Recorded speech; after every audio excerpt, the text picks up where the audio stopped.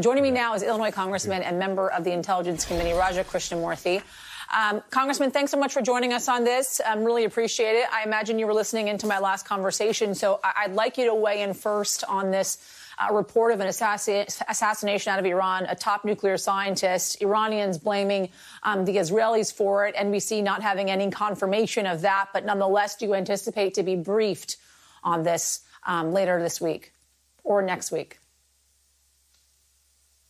I think we will be briefed. I'll be going back to Washington on Monday, and I expect that Chairman Schiff will ask the relevant authorities to brief us on what's occurred.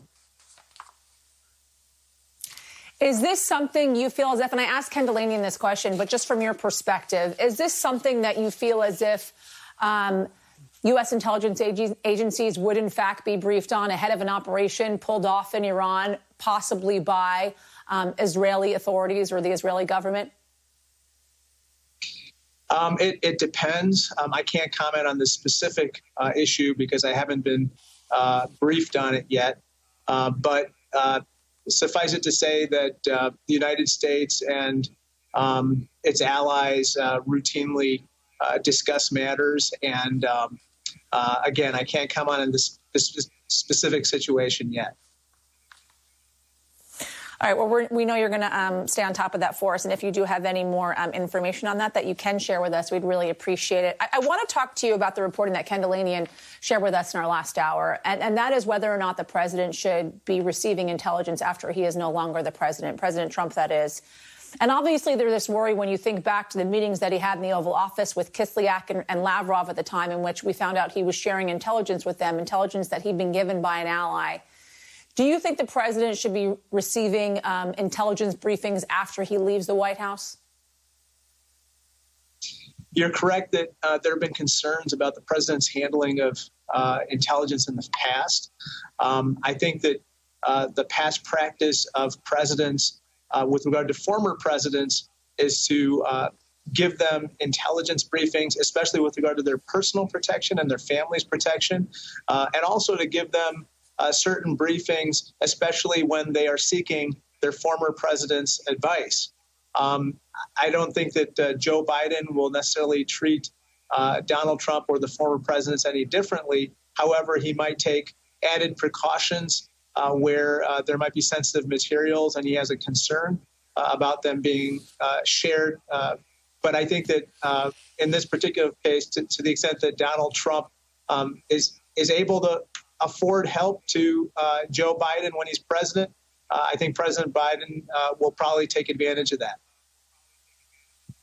Do you feel as if the president is compromised, considering from New York Times reporting he owes up to $400 million right now?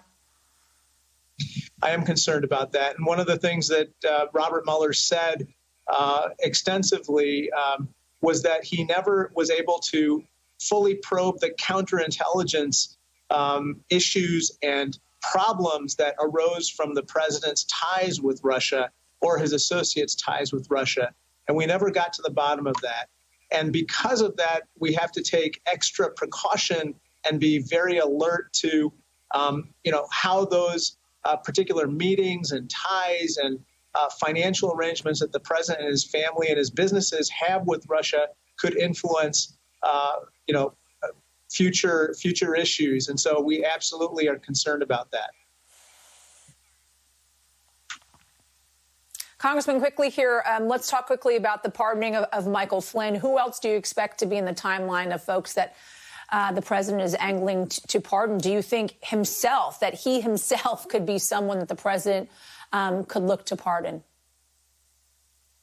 Unfortunately, anything is possible. And one of the reasons I introduced the Presidential Pardon Transparency Act is precisely because of what you said, which is we need to know who are people that are under consideration for pardons. And if the president pardoned himself, theoretically, we may not even know that. And so that is why we need more scrutiny of this pardon process, especially after the election. I think the president's pardon of Michael Flynn was absolutely unacceptable. I've heard of pardoning turkeys, but that was ridiculous. And we cannot have a situation where the president is pardoning people who show no remorse, never served any time, In a lot of cases, he might be actually considering pardoning people to influence the course of prosecutions of himself or his own family for certain matters. And that's very dangerous. All right, Congressman, thank you for joining us on this Friday afternoon. Very much appreciate it.